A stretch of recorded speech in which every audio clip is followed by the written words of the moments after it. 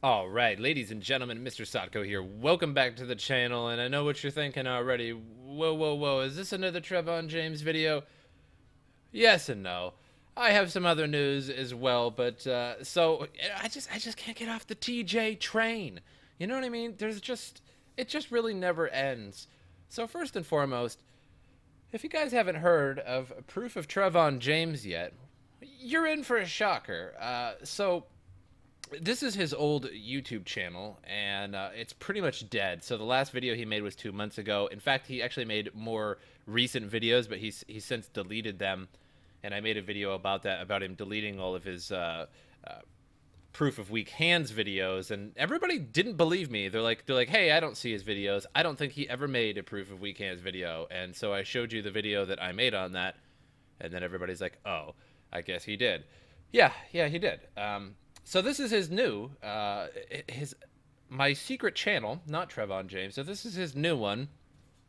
And, I guess this one talks about when he will return to my... I haven't actually watched any of these videos, to be totally honest. Some of them are way, way too long. But the one I'm really going to focus on is this one. Trevon James supports proof of Trevon James. So let's just go right into this for a second here. This is a game that me and my friends are gonna play, so leave us alone, okay? If it gets drained, it's your problem, all right? First of all, Trevon James, a camera has an eye hole in which you can look at. Where are you even looking, Trevon James? You shouldn't have been greedy. Where are you looking? Anyway, it's a game that so he's not affiliated with it. He didn't actually make this, but then, he makes this video that says he supports this, and that it's a game that him and his friends are going to play, and if the contract gets emptied, then it's your problem. Well, I suppose it would be your problem, but once again, Trevon James, it would probably not look too good on you as per usual. So let's take a look at the website here. So it's basically another proof of weak hands. Now I can't attest to the source code of it to see if there's actually any kind of scam or anything. But first and foremost, proof of weak hands. Yes, I know it's a smart contract. Everybody's calling these pyramids smart contracts now because they're an Ethereum smart contract. So now everybody's just politically correcticizing it, if you will. So it's no longer shell-shocked, it's PTSD. It's no longer like, post-traumatic stress, it's PTSD, or whatever. You get what I'm saying there. Like, you have to just reword everything as time goes on. And now everybody just says, well, instead of a pyramid scheme, it's a smart contract. No, not really. So with proof of weak hands, go ahead. You guys just do whatever you want, because I know you guys are going to do whatever you want. And if you make money on it, all the power to you. However, as soon as that falls out of the meme sphere, and it's no longer important, it's no longer cool to do that, everybody's just going to take all of their Ethereum out of those contracts, and then you're going to be left with just about nothing. So regardless of it being a smart contract or not, it is not a smart way to invest, and this is even worse. So let's actually, if you refresh this, talk to me unless it's about intangible coins. wow. So they messed that up pretty good. So talk to me unless it's about intangible coins. So maybe he doesn't want to talk to about intangible coins anymore. So this is the Ethereum account for that. It actually has, this is the Block Explorer, rather. So it has 261 Ethereum in it for no reason. So basically people are just, donating money. Like, don't expect to ever get this back. So there's that. So I would stay away from that as about as far as you can, as you can. How to play? It's just basically how to play. Get MetaMask and give us a bunch of your Ethereum, and then not be able to get it back without a hefty fee. So that's terrible. Why wouldn't you just put it on an exchange and start trading it or something? Who knows? Because everybody is really lazy these days, and they all want that quick get-rich scheme. Everybody is like you know what it really reminds me of is the Trailer Park Boys. And I also had an aunt a long time ago who was kind of like, it kind of reminded me of those sort of people.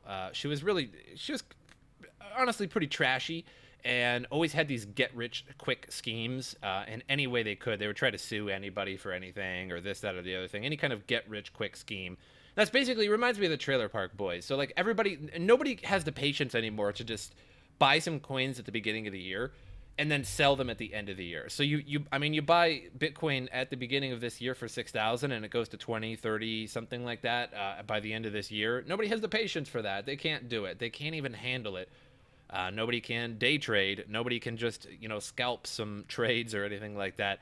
They have to have these pyramid contracts in which people put in a bunch of money and then you can't take it out without a massive fee. So you essentially have to wait for a long time until you can take it out.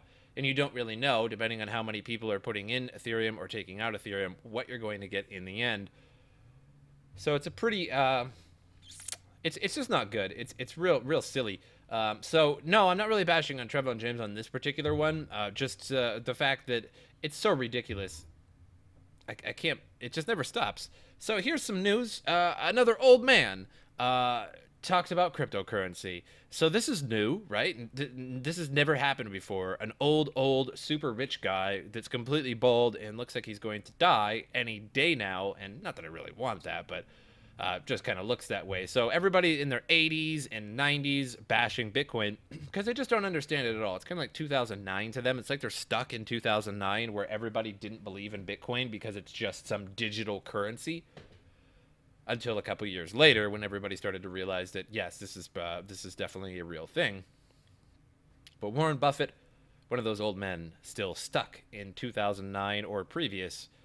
So Warren Buffett and Charlie Munger went an all-out brawl against cryptocurrencies during an event where an investor posed a question about them. During a conference in which investors posed questions to Warren Buffett and his associate Charlie Munger, Mr. Buffett pulled no punches when speaking about cryptocurrencies. He compared digital coins to stamps. One could have a collection of them that are valued immensely on an individual level, but has no objective value. He also doesn't believe that cryptocurrencies have any real commercial use as an exchange of value. The check is a wonderful idea, but it does not make the check intrinsically valuable, Buffett said. I'd like to mention that he doesn't believe that they have any real commercial use as an exchange of value. But, if you look at the American dollar, all it is a piece of paper. Well, I think it's like a mixture of cotton and paper or something like that. Either way, all it is a piece of paper for the most part. So the only reason why that has an objective value is because the only reason is because the government accepts it for taxes and for any other purposes that you can give back to the government. So the government's like, here, take this money, and you're like, okay, I'll take this money, and then they're like, you can just give that back to us whenever you want, whenever you owe it to us. So that's fiat in a nutshell, literally. Like a government just says, here's your money, even though there's a central bank, and that's not even federal, but we won't get into that. So basically, the government says, here's your money, you can give that back to us in a month when you owe us taxes. That's it, literally. And then, other people accept it because they can buy other things with it. So there's not honestly a lot of difference between crypto and fiat in that sense, except one's not from the government and one is. So that's why they look on that. Of course, they've also made millions, possibly billions of dollars in their lifetime with fiat currency. So in some ways you can't really blame them, but in other ways you can totally blame them because they are smart individuals. Yes, this is an old man here. But he has made way more money than probably all the viewers watching this video combined, and that's not really a bad thing. I'm just saying that this guy isn't stupid.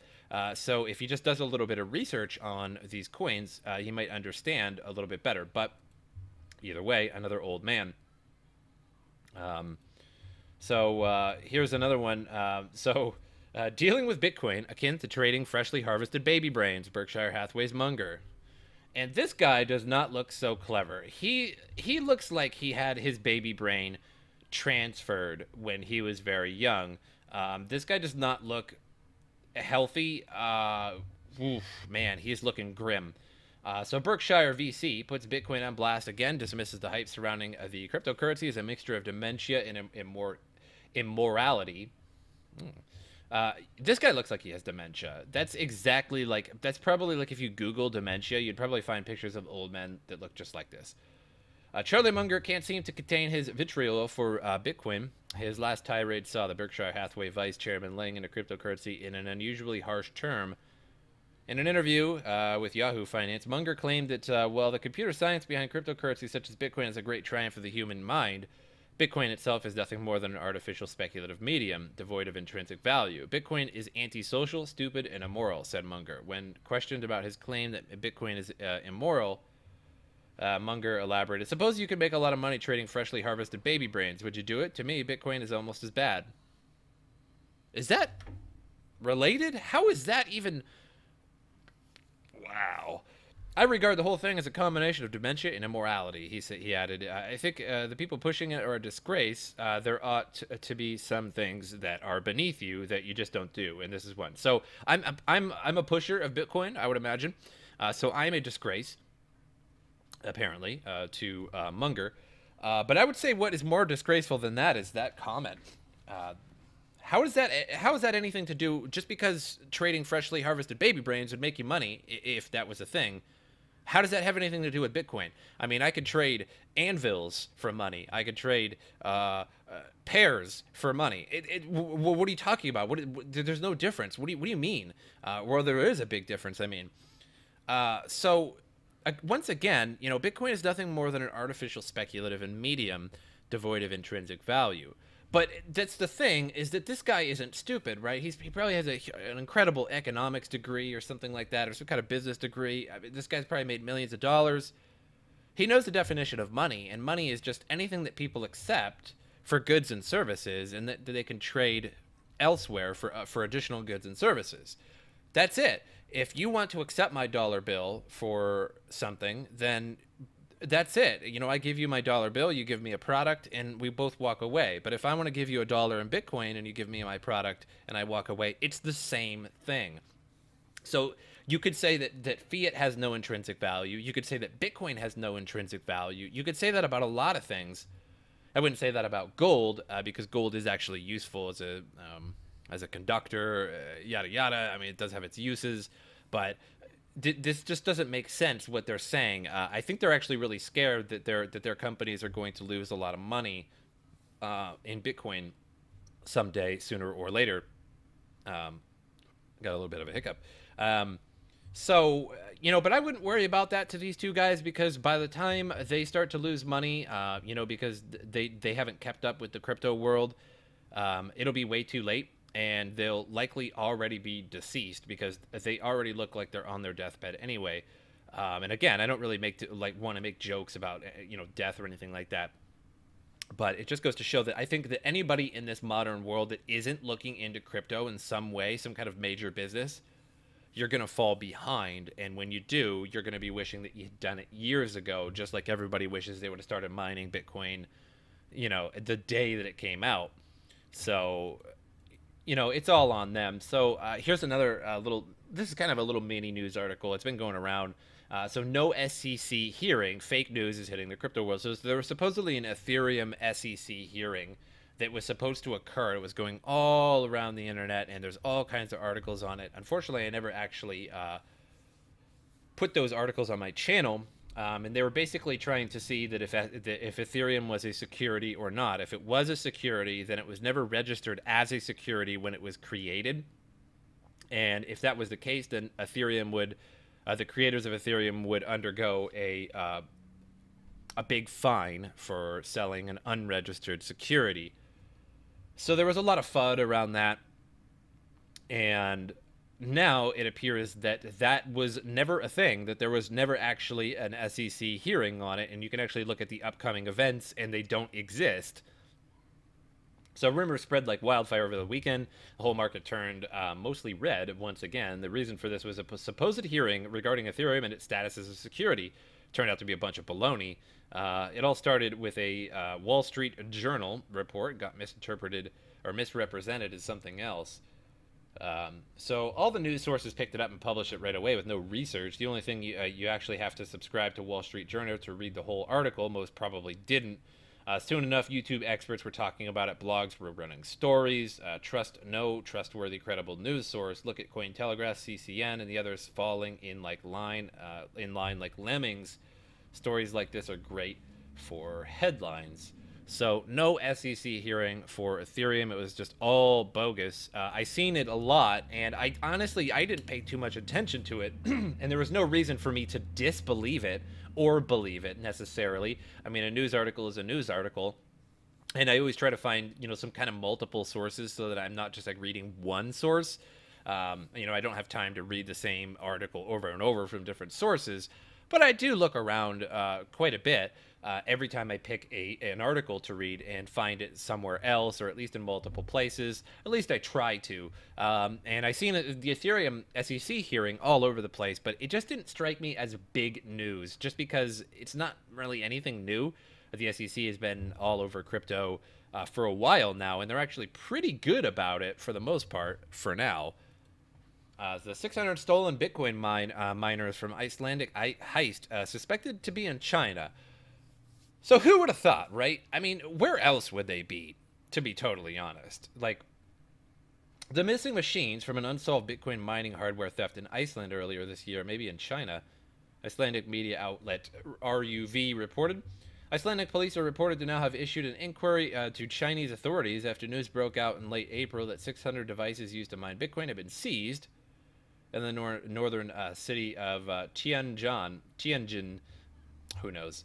The number of confiscated machines exactly matches that of the missing hardware that was stolen in 3 burglaries at data centers in Iceland last December and January. Icelandic police were soon able to identify and arrest 2 suspects in February. One of them now faces an international arrest warrant after he escaped from an Icelandic prison and fled to Sweden in mid-April. So we talked all about this.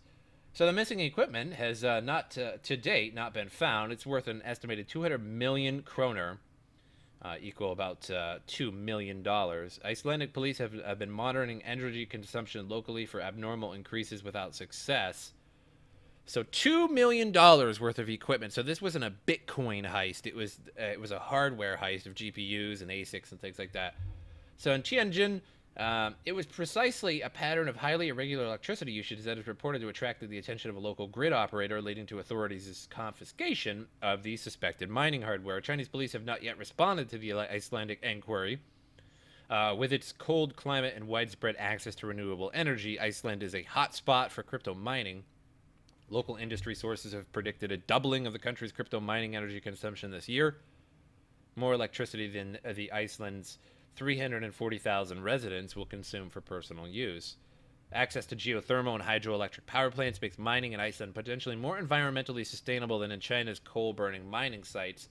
The latter has been a stalwart crypto mining superpower. In 2017, allegedly 50 to 70% of Bitcoin mining took place in China. This January, however, news broke of plans to toughen regional regulatory oversight, potentially restrict the power use of miners in the future.